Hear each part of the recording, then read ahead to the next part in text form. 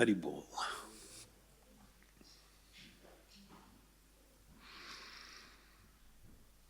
So this morning I woke up early as usual,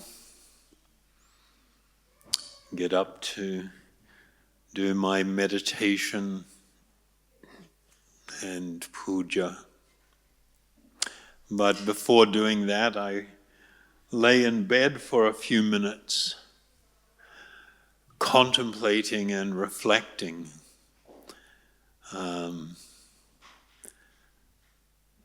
I was born 71 years ago today. And I was thinking about this journey of life and my imminent mortality. The body does not last, and I'm in the home straight. So sometime soon we'll be departing.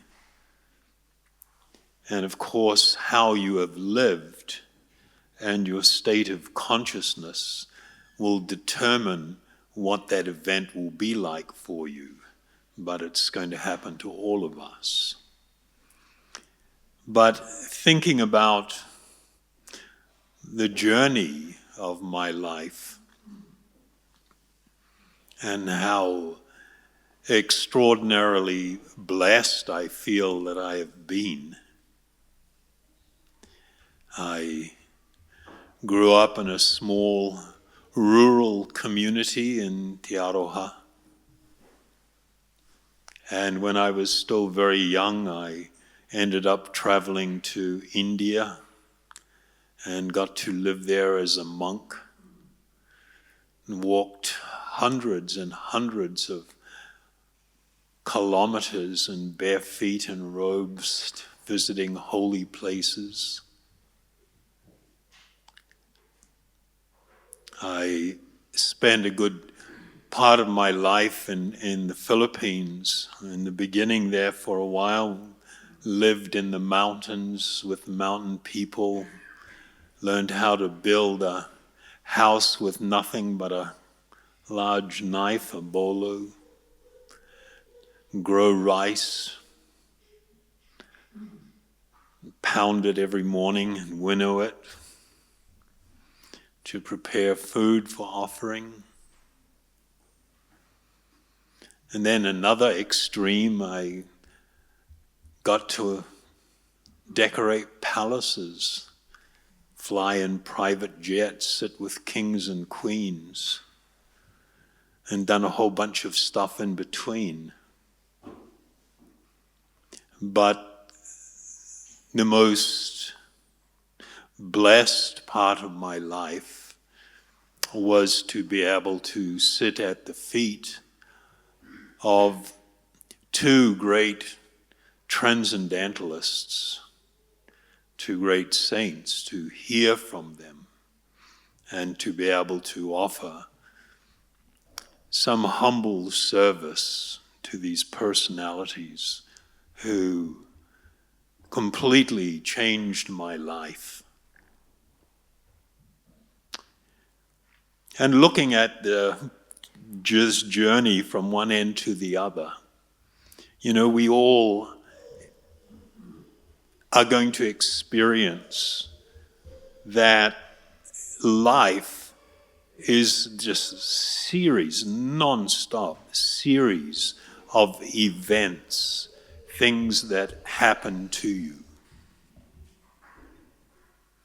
And amongst all these millions and millions of things that happen to you, they are divided into three categories.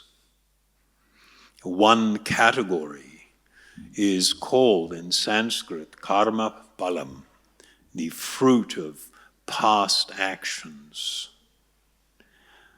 That you show up in this life in a particular type of body that will have a certain type of intelligence and beauty or non-beauty, a capacity and opportunity for education or not, of social and financial status or not, that is come from previous activity. And through your life, you will, from time to time, encounter these fruits of past actions from a previous life. The second category of events are somewhat rare, and many people overlook them, where we are directed from within our own heart by what is called the Chaitya Guru, the Guru within, the Lord within our own heart, who opens doors and provides opportunity, but doesn't push. And you freely choose whether to accept these things or not. And they radically shape your life. And they're always utterly spiritual in nature. But the rest of our life, the vast majority of it, is a series of events or things that happen to us that we frequently don't take responsibility for. We don't understand that the experience of my life and many of the things that will come my way are due to choices that I make and actions that I take. That I am actually utterly and completely responsible for my experience of life by the choices that I make, by the actions that I take. If we are unintelligent, and particularly if we are very influenced by society and more so by things like social media, where we've been utterly manipulated, and advertisers, then we will make choices and decisions that are not our own, that we have been brainwashed into making. And all these choices will have outcomes. They'll have results. And we will experience the results. If my life is totally miserable, it's either going to be because I'm making really bad and crappy choices that are producing these outcomes, or I am not in control of my life in the sense of deciding how things are going to affect me. That's your choice also. We spend too much time complaining about the things that we have no control over, and very little time focusing on the fact that we have a tremendous amount of control in our life of what it's going to be like and what that experience is going to be like.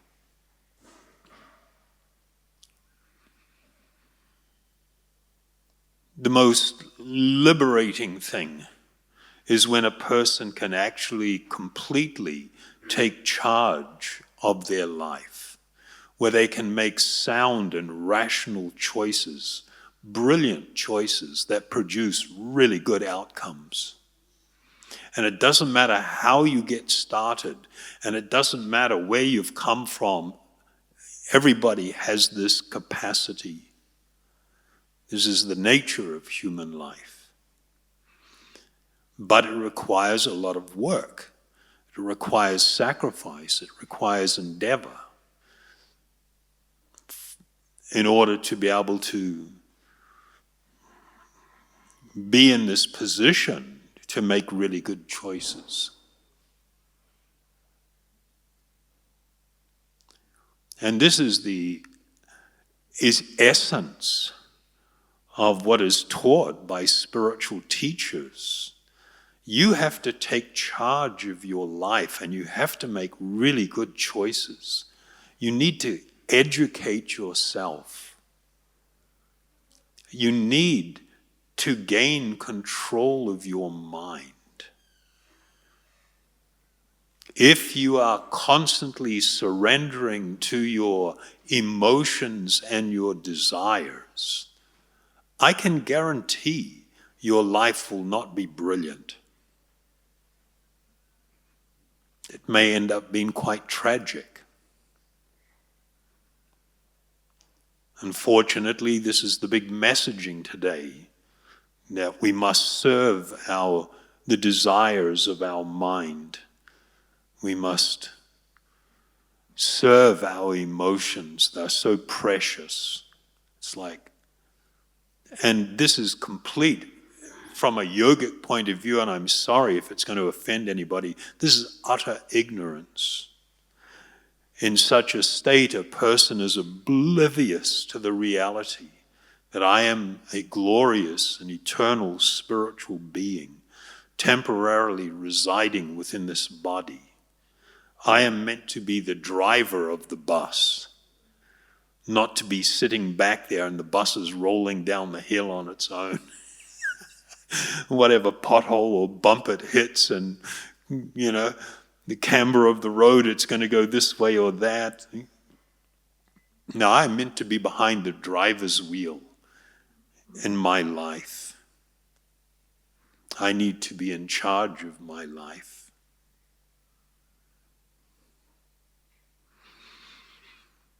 I in the work that I've done in prison and stuff, we frequently direct people to contemplate on the serenity prayer, because it is actually a really deeply spiritual message. You cannot change your past karmic activity and the fruit that will come from that. You have to experience that.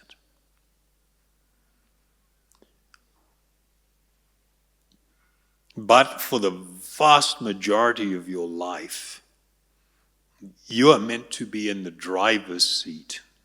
And you can be. You have to learn how.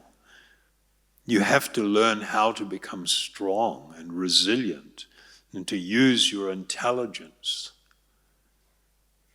to be properly guided.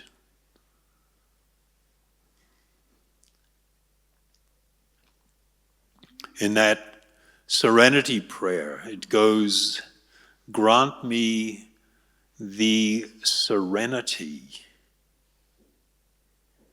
to accept that which I cannot change. That's an extraordinary thing to say. Why serenity? Anyway, big subject. We'll do that another time. But fundamentally, if you are spiritually grounded, if you are grounded in the understanding that I'm an eternal spiritual being, temporarily within the body, in that you will find the peace, the serenity, to accept the things that have come your way that you cannot change. Don't overly dwell on it. Get on with things. Life is moving on. Grant me the courage to change those things that I can. The courage.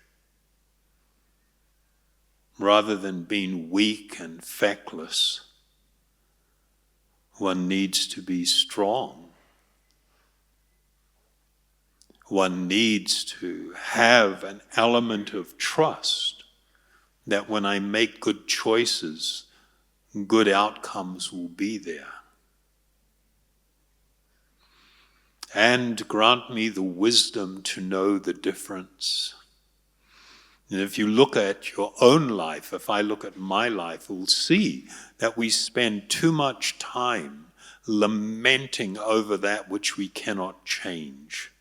How someone talked to us, how they behaved to us, what they did to us, why everything is so unfair. And it's just like, oh my God, get over that one. You can't do anything about it. What you have control over is how you are going to react. Are you going to let this dominate you?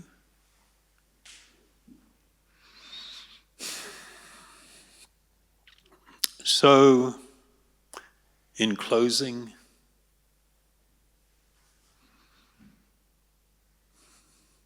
I promise you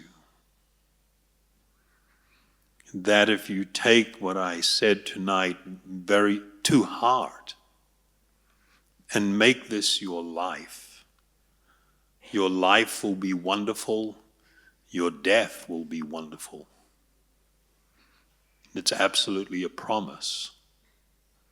All this other stuff that comes and goes, it ain't so important.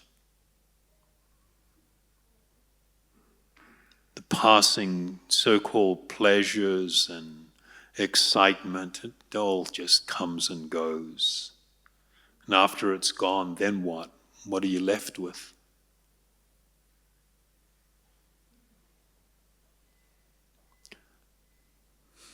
Of course, the foundation to make it so that you can do this lies in this process of meditation.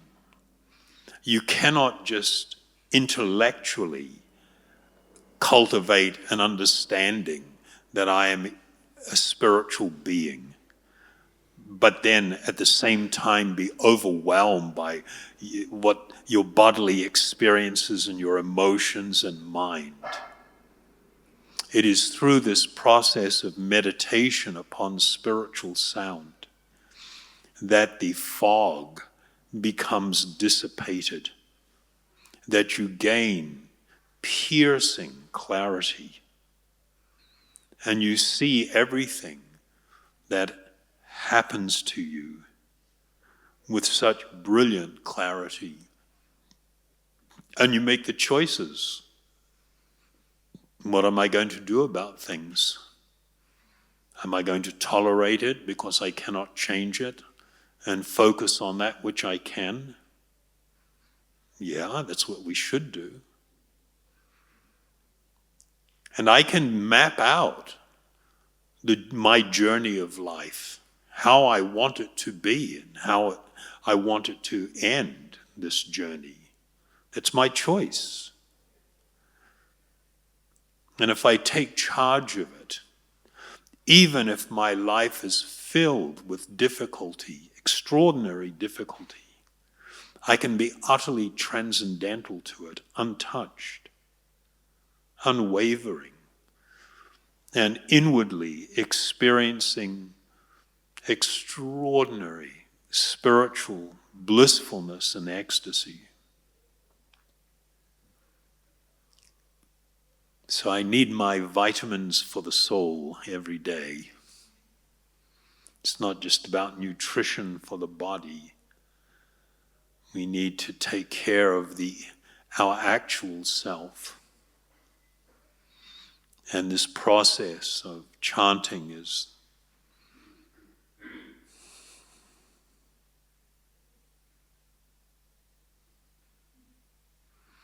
it produces everything that you have ever aspired for, everything that you've actually hoped for, even if it is misdirected.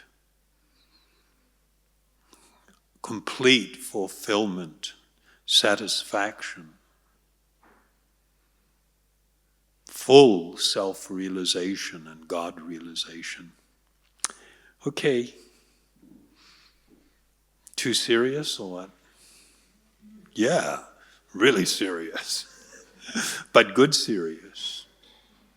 Don't get lost in the massive illusion of material life, where so much has been promised and nothing is actually being delivered.